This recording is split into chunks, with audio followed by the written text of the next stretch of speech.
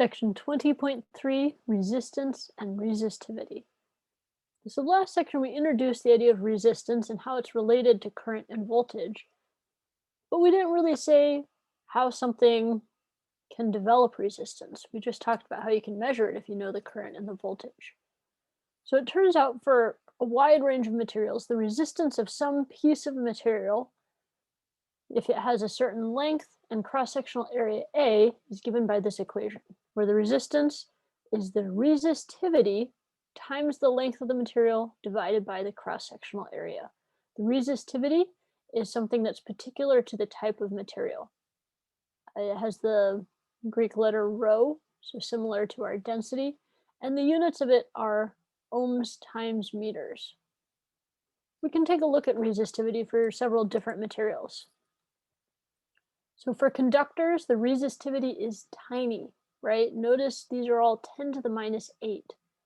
There's very little resistance, which is one of the reasons why we use copper in our wires. Copper wires are very frequent.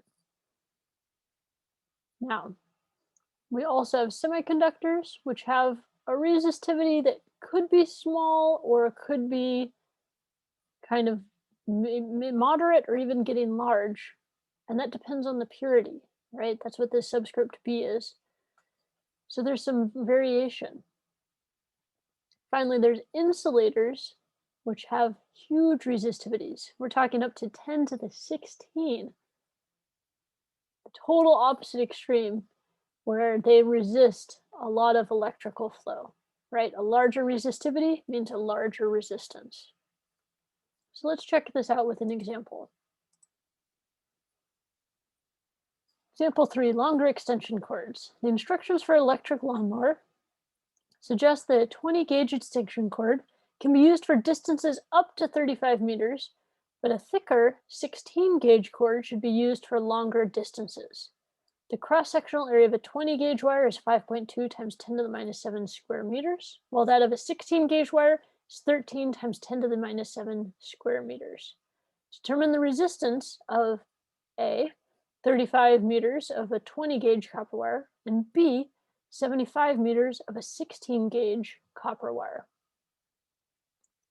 All right, so this is a lot of terminology thrown around, but it's the terminology that's actually used if you go to get an extension cord. If you go to your local hardware store, you'll see this notation of 20 gauge or 16 gauge, and it's referring to the thickness.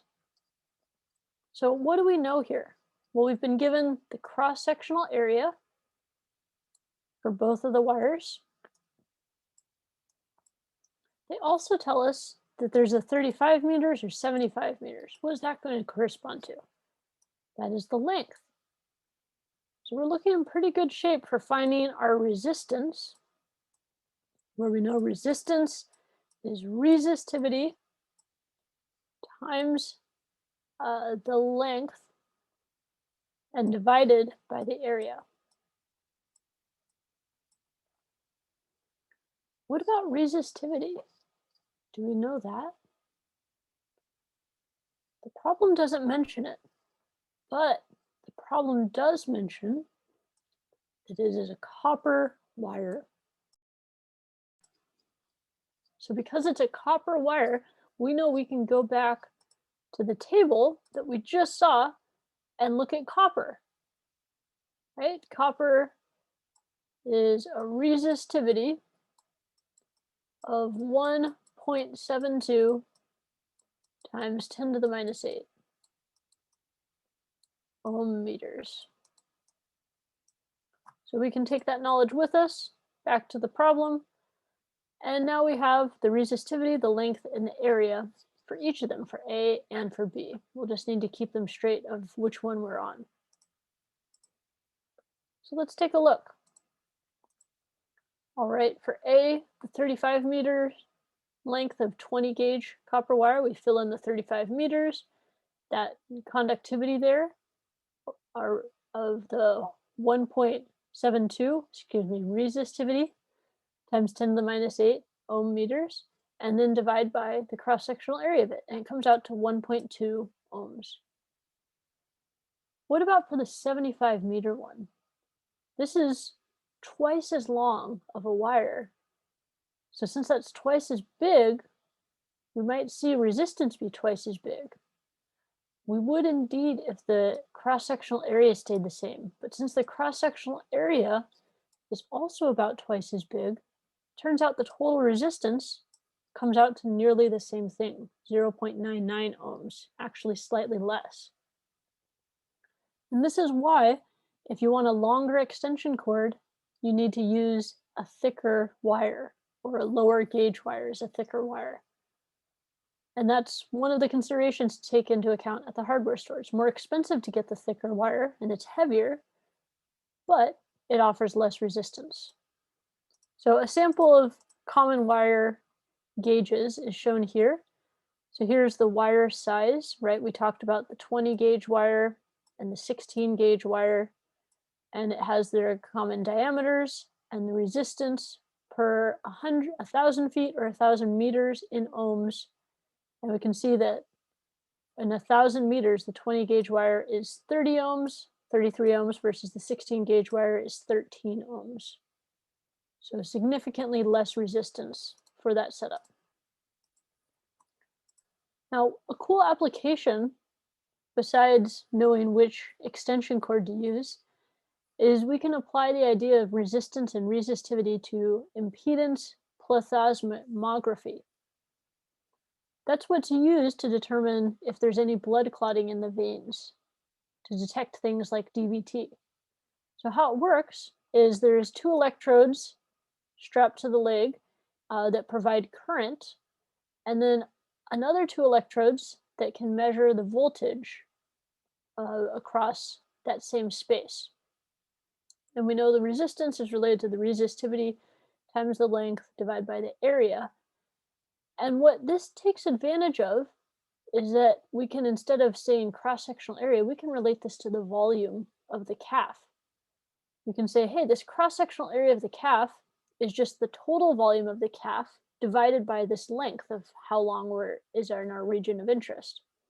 That length then cancels one, and we have that the resistance is equal to the resistivity times the length squared divided by the volume of the calf. Now, why do we care about the volume of the calf? Well, when we inflate the pressure cuff, it cuts off the blood flowing out of the leg so that there's more going in than coming out. So the volume will increase in the leg.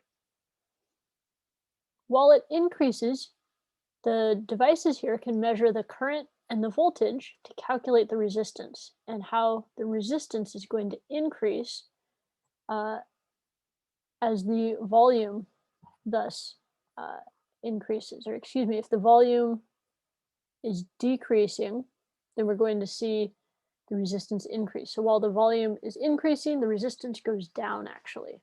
It's easier for it to flow. Once you lower the pressure in the cuff, in a normal person's veins, the volume will quickly return back to normal. But if there's clotting, it'll take much longer for that volume to return to normal or for the resistance to return back to normal.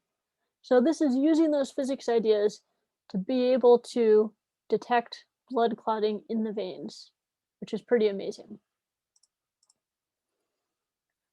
One more bit from this section. It turns out the resistivity is slightly temperature dependent. Not by a lot, but by something that is notable, especially if you're dealing with large temperature differences. So we have the base resistivity value, and then you can see how that changes with temperature dependence by multiplying that times 1 plus alpha times the final temperature minus the initial normal temperature. So alpha is the temperature coefficient of resistivity. It depends on the material. Different materials will have the resistance change as the temperature changes. And that allows you to find the new resistivity relative to some reference value of resistivity at some reference temperature. So this becomes important in electronics. One instance is your stovetop. As the temperature increases, the resistance will also increase. And this becomes important in electronics, where if they become too hot, there's more resistance and your electronics don't work as well. That's one reason why cooling fans are so important. You can show that since the resistivity increases with this temperature dependence, the resistance is directly proportional to the resistivity, so it will increase by the same amount. So the resistance at some new temperature is equal to the resistance at reference temperature times the quantity 1 plus the temperature coefficient of resistivity times the new temperature minus the reference temperature. All right, so this concludes the introduction to resistance and resistivity. I hope it went smoothly for you and wasn't met with too much resistance.